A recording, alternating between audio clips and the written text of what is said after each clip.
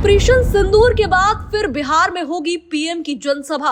Operation की सफलता के बाद क्या है बिहार के लिए प्लान, जो विपक्षी पार्टियों को पछाड़ने का बनेगा फॉर्मूला। ऑपरेशन सिंदूर के बाद प्रधानमंत्री नरेंद्र मोदी पहली बार बिहार दौरे पर आ रहे हैं। खास बात यह है कि प्रधानमंत्री बिहार में उस जगह पर अपनी जनसभा को करने जा रहे हैं जो शाबाद इलाके के नाम से मशहूर है। ऐसा माना जा रहा है कि प्रधानमंत्री नरेंद्र मोदी शाबाद इलाके में होने वाली जनसभा से इस साल बिहार में होने वाले विधानसभा चुनाव की सियासत को साधने की कोशिश करेंगे। बीजेपी सूत्रों से मिली जानकारी के अनुसार प्रधानमंत्री मोदी इस महीने के अंत में यानी 30 मई को रोहतास के विक्रमगंज में अपनी जनसभा को कर सकते हैं। हालांकि प्रधानमंत्री की इस जनसभा को लेकर के अभी तक कोई आधिकारिक शेड्यूल जारी नहीं किया गया है, लेकिन ये बहुत हद तक संभव है कि प्रधानमंत्री नरेंद्र मोदी आगामी 30 मई को विक्रमगंज में अपनी जनसभा को कर सकते हैं।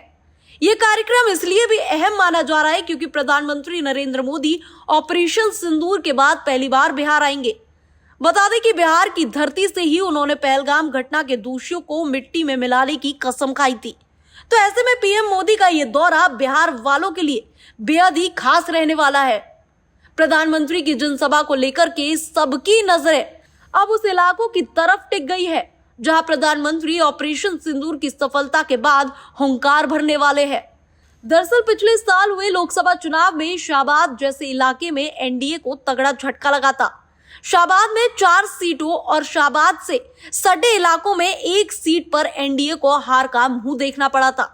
अगर सीटों के हिसाब से देखा जाए तो बक्सर में राष्ट्रीय जनता दल को जीत मिली थी, वहीं आरा और काराकाट में वाम दलों ने अपना झंडा फहराया था, जबकि सासाराम में कांग्रेस पार्टी ने जीत हासिल की थी।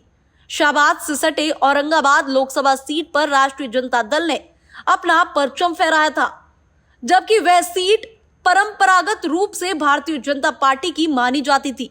ऐसे में राजनीतिक दृष्टिकोण से यह तय माना जा रहा है कि ऑपरेशन सिंदूर के बाद प्रधानमंत्री इस इलाके में अपनी जनसभा करेंगे तो सियासत के गणित को साधने की पूरी कोशिश कर सकते हैं।